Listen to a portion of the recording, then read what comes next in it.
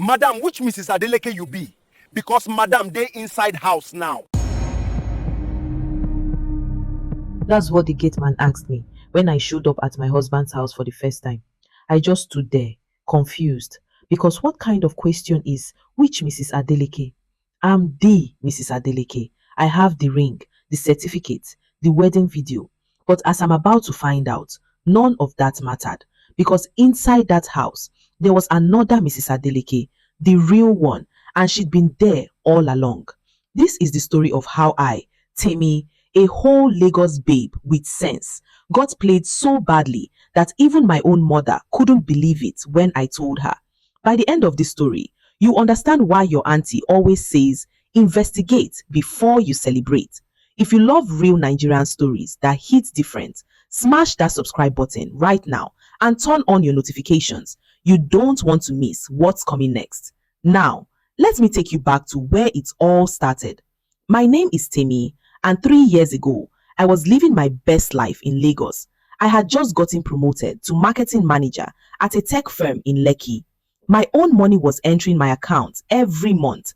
I had my own apartment in Aja, small, but it was mine. Life was good. Then I met him, Kunle Adeleke.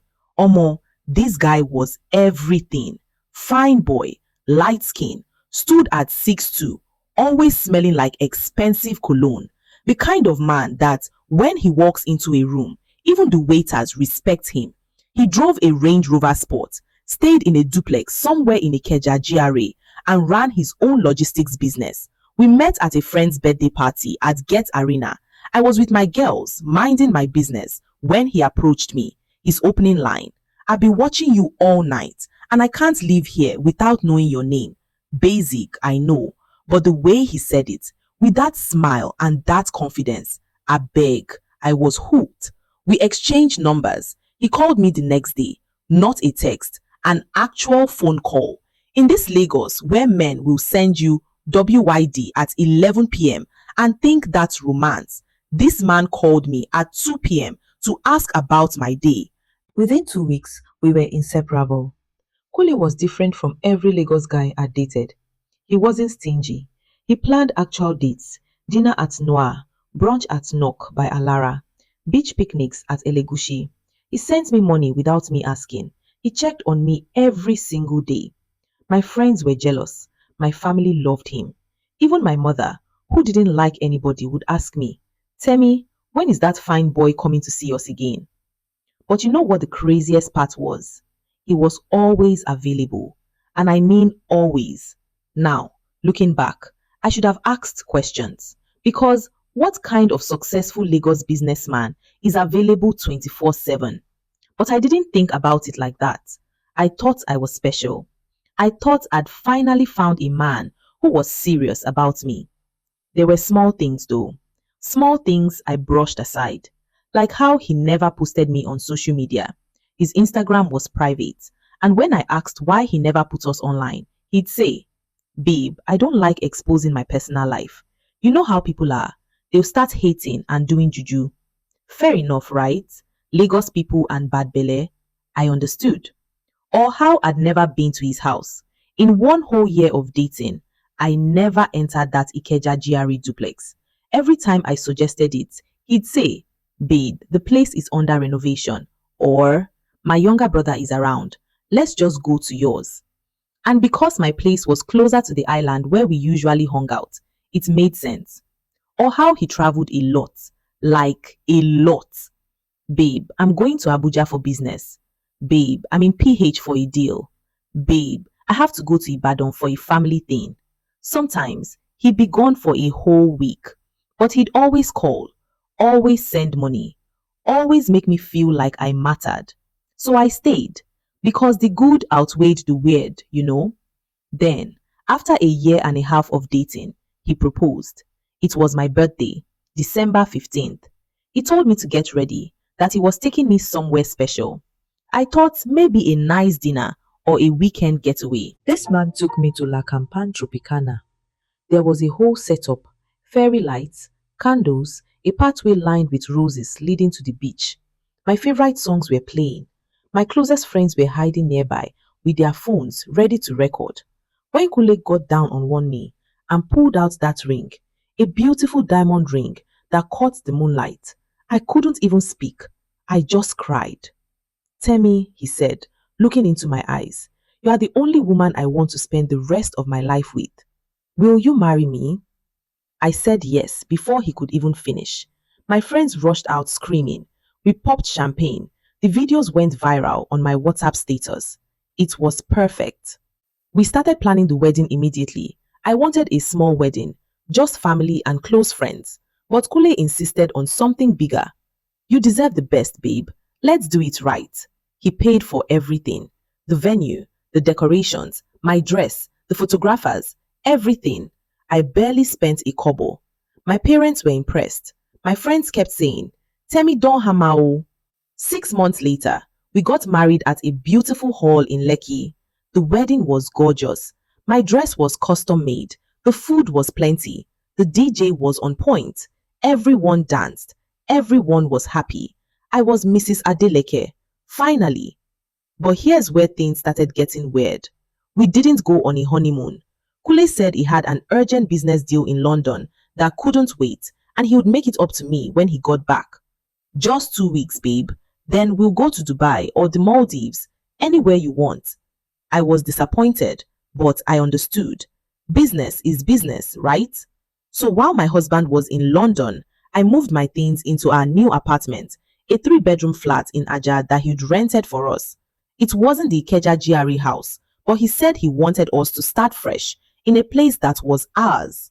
I spent those 2 weeks setting up our home, arranging furniture, buying kitchen items, decorating, dreaming about the life we were going to build together. Kule called me every day from London, sent me pictures of Big Ben, the London Eye, his hotel room. Everything seemed fine. But when he came back, that's when I realized something was very, very wrong. Kule came back from London, and I expected us to finally start our married life properly. You know, come home to each other every night, cook together, watch movies, just be married. But that's not what happened. He was barely home. Babe, I have to go handle something in Abuja. I'll be back in 3 days. Babe, there's a problem with one of my trucks in Benin. I need to sort it out.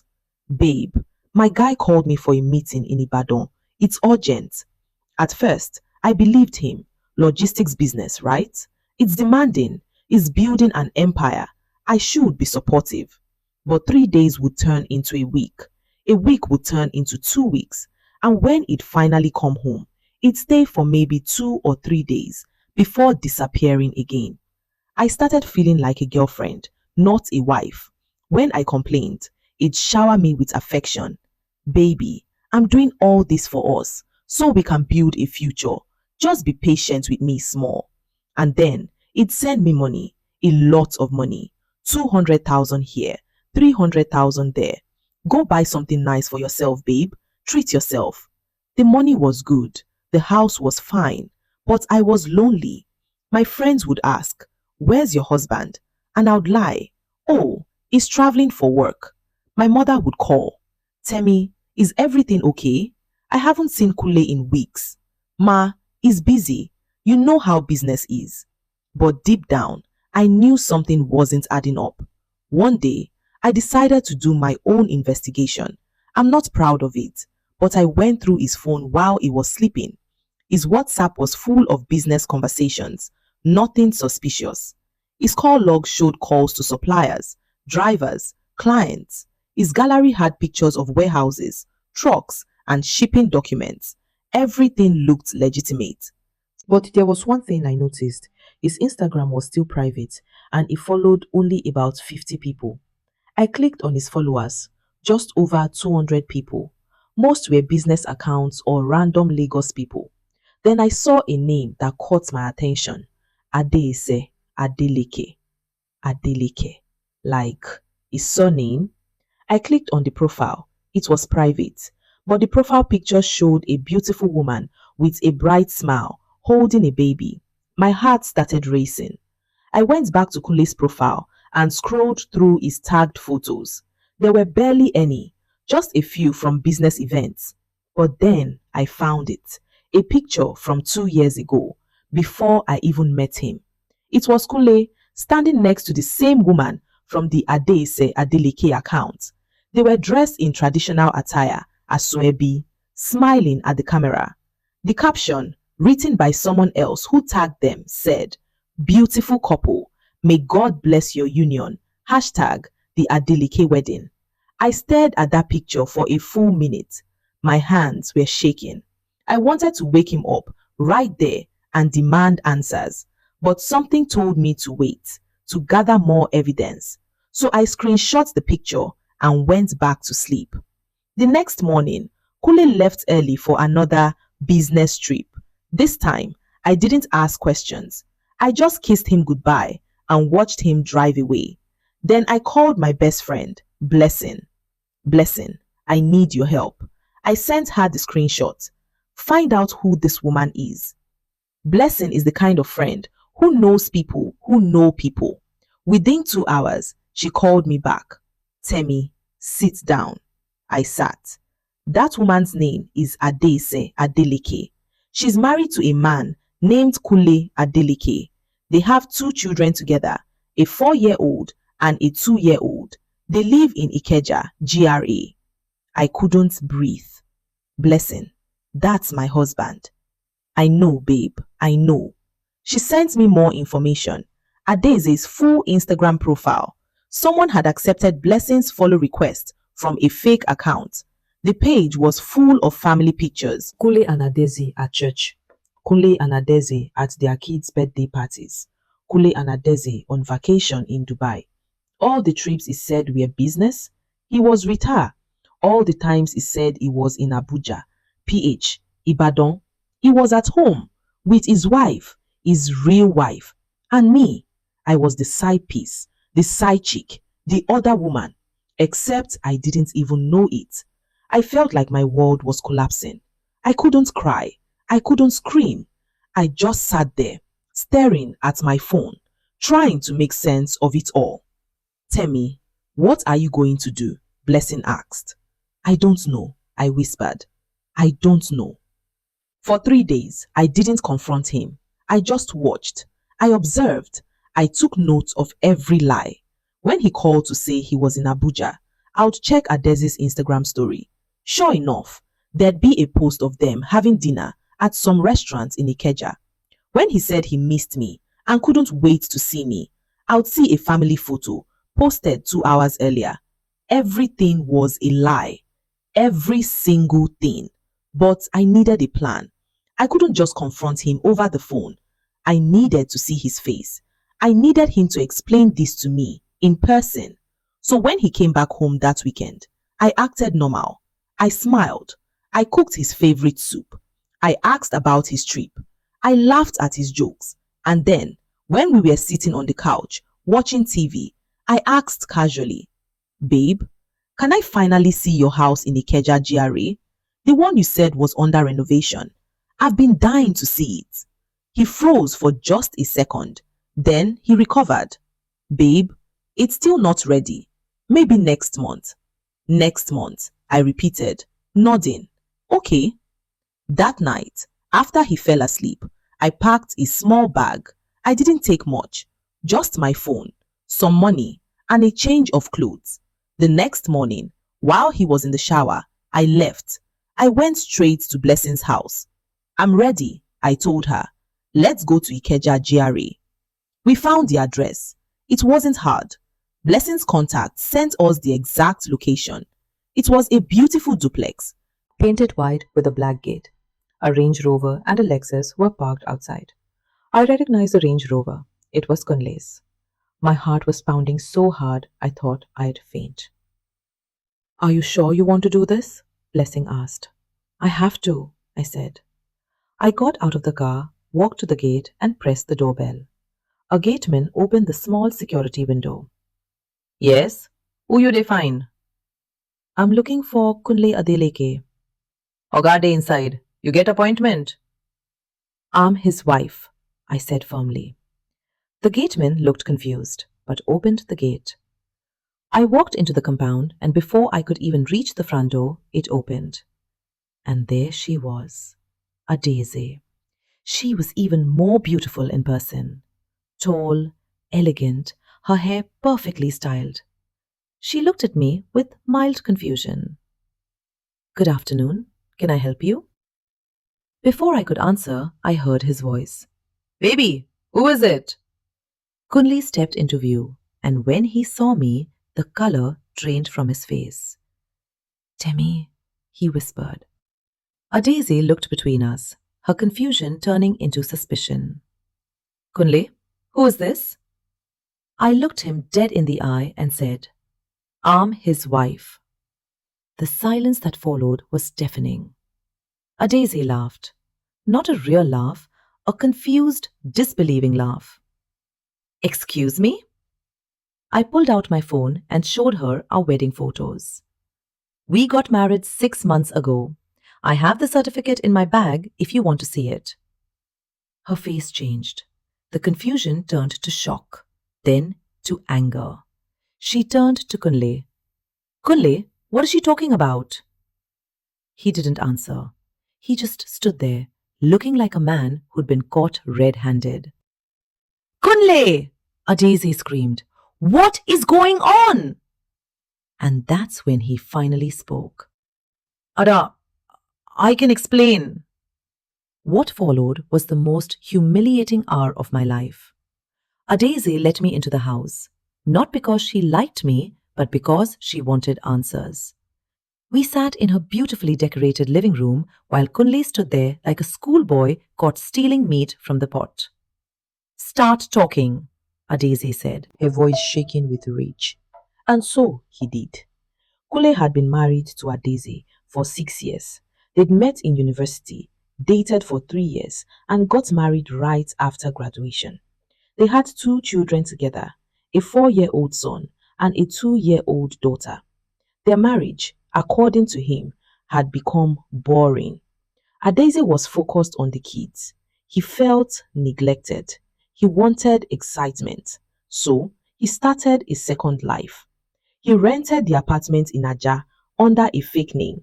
He told Adeze he was traveling for business whenever he wanted to be with me. He'd created an entire separate existence, and I was the experiment, the thrill, the escape from his boring marriage. But why marry her?